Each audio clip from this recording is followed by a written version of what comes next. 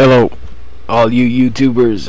This is the Zion Zeus, and today I'm going to start videos. This will be the first part 1 of 5 for NIBIRU ELEnin survival awareness and tactics. I decided that due to so many earthquakes and so many different earth changes, that I would tap into my military background and put together some quick basic survival techniques that people can follow along with and kind of prepare themselves. And again, you know, this is just for informational purposes. It's always good to be prepared in the mind and in the body. If anything happens, then at least you have some plans in place to move yourself and your loved ones to a better location. If nothing happens, at least you have always a plan in place where even if there's, you know, somebody loses a job or whatever, you need a food storage, you can go, you know, fall back in that. Or if there's localized flooding or hurricanes or tornadoes and the authorities can't get to you for a couple of days, then you have a plan in place. And then obviously if there's something major event that's a global event or a countrywide event, then at least you feel prepared. Your mind won't be as scattered as it would be if you didn't prepare and do anything. So that's kind of where I'm coming from. Here I am, I'm on the USGS site, and again we have another 6.0 earthquake in Vanuatu. And if we look at the last today, just we're after having 3 quakes again: Taiwan, Philippine Islands and Sumatra. These are 3 different areas. I did cover these areas in my other videos, saying that parts of the world, the plates will have to balance off the energy that's being pulled around the plates right now, and certain regions will have to look out in the next couple of days. And I'll talk about where I feel could be an impact place in the next couple of days also. There's definitely, it does appear that there's something tugging on the planet. And is that this comet ELEnin? Is that NIBIRU? Is that something outside Earth's atmosphere? It could be, and then again it could be just crustal and plate movement that has taken place ever since an impact that hit the planet and the Earth healed itself. So just going to go through a little bit about the earthquake now. I'll get into the survival basic 101 that I kind of put together a couple of months ago, and I just want to touch on it today. It'll give you a great starting point to prepare for kind of any kind of disaster that could hit. So if we look here, we have Chile, 5.1 in Chile. This is back on September 9th to September 10th, actually 2 days ago. Then we had mid-Indian Ridge 5.0, and then late last night we had a 6.0 in Vanuatu. It was kind of interesting. We went through a stage between 9:10 and 9:11. This window here of absolutely no activity was very, very strange. And then today we're picking back up again. 9:12 Taiwan, Philippines, Southwest Sumatra, Indonesia. And what does that mean? Well, let's have a look at our earthquake 3D. We see that in the last 3 or 4 days there's definitely an increase on the western part of the Pacific Ocean. Here's the one that happened just above New Zealand.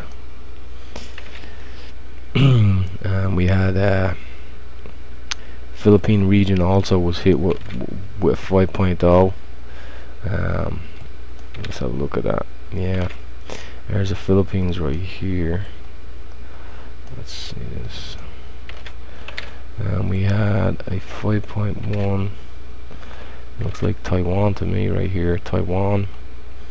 5.2 Sandwich Islands. 5.1. We just touched on that. Taiwan.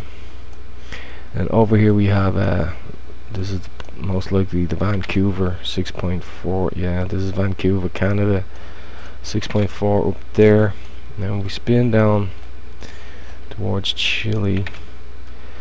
Chile, we have a we have a 5.1, and we have a 5.4, and that's the area I talked about. Chile could get a couple of 5.4 and 5.1 right there, and this is 5.2 east of the South Sandwich Islands. So I'm guessing this could be our 5.2. The last couple of days. So if we actually look at the Earth, and I was doing this today, if we stop it for a second and look at, if we look right here at this region, you can see that if this was a jigsaw, this area would fit right in here, and this over here would fit right in here, and you can see the jigsaw pieces would fit right in here, and this would fit right in here. So something caused this major pulling apart of these jigsaw pieces right here. You can also see that Europe would go back together very nicely. Right there is a jigsaw piece that would go in, there. This would pull back in around this region. They would become tighter together. This would slot back in, this would bend back down here, and this would slot back in, slot in. And the landmass that's underwater here, you can see that's still connected. So Ireland and England are kind of up, they're above the sea level, but there is landmass beneath them. Same there, but you can see there was pulling apart of these land masses, and looks like it was being pulled in this direction. So let's continue with that. Let's have a look down here. You could actually say that this area right in here would have slotted back in there, so it would fit back in as a jigsaw right there. And we can see that the southern Antarctic would pull Australia back in here and would come back in nicely. This tip would go right back in here, so this jigsaw piece would come back in, and if we pull that down, everything else would come with it too, so that would pull this back down.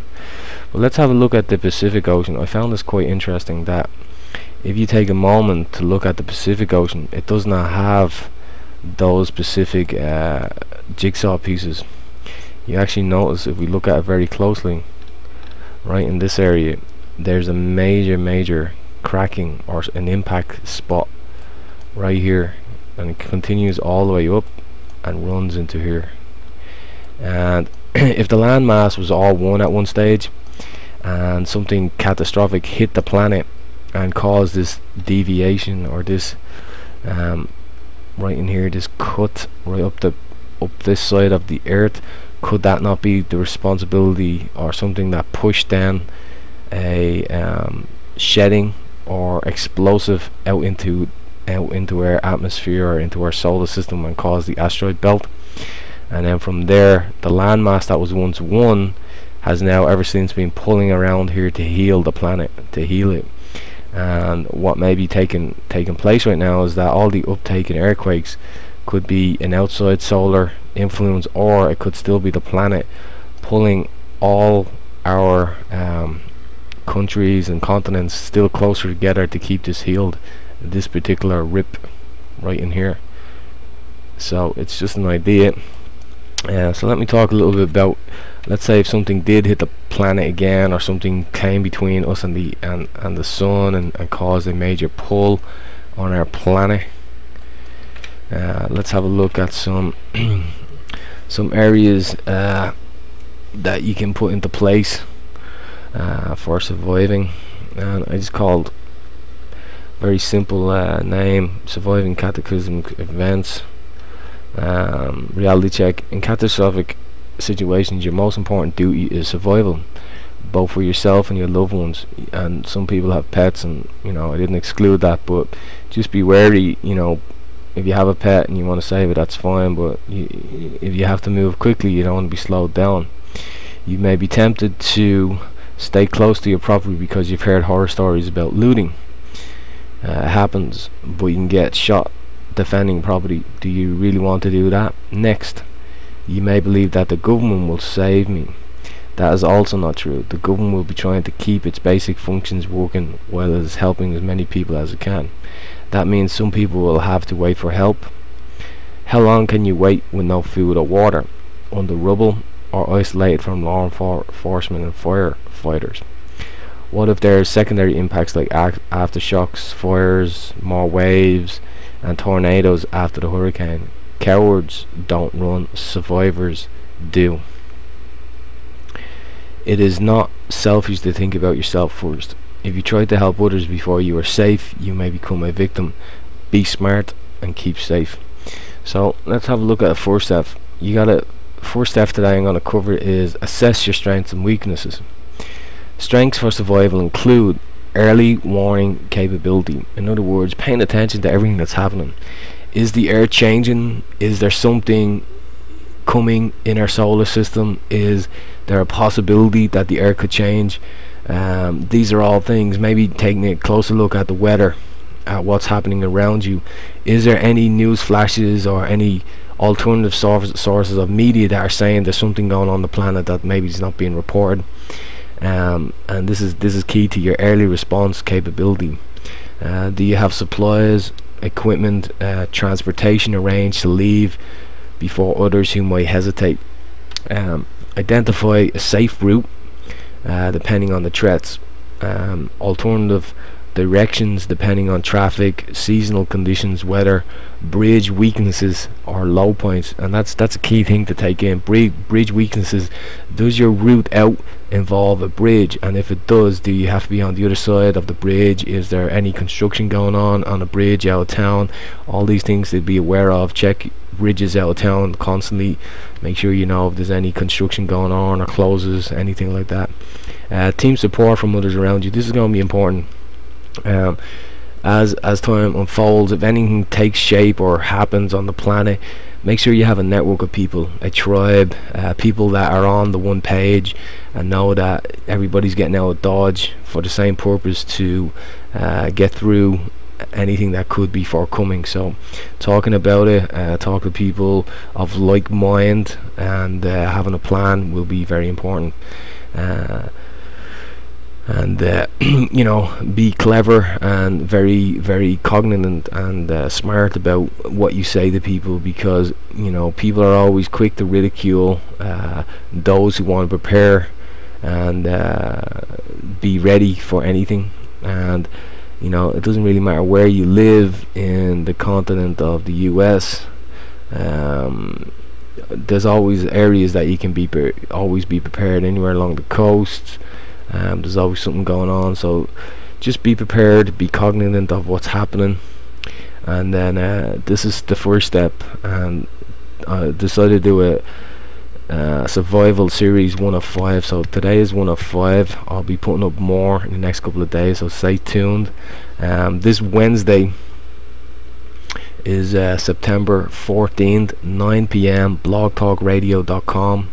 I'll be the host, Zion Zeus, and on that radio show, this is what I'll be talking about. I'll be talking about getting prepared for survival, what do you need, what you can do, how you can prepare mentally and a little bit physically to get ready for anything, any air changes that could happen. Even if they don't, you will see that will improve your awareness about what's happening around you at this time. And these areas of strengths become weaknesses if they are poorly developed or ignored. So if you have a strength and you don't develop it, it'll become a weakness in a time of any chaotic areas coming in the future if anything happens. And again, to be prepared is to be ready. And you can go to yourdivineroots.com, become a member. Inside the member section I put tons and tons of survival information. I have a military background, so I'm monitoring a lot of different things right now to put these videos up, and doing what I can to put information out there to prepare and be ready if anything happens or if anything goes down. Or the key is being prepared and being ready. So be safe. Tribe love. Zion Zeus.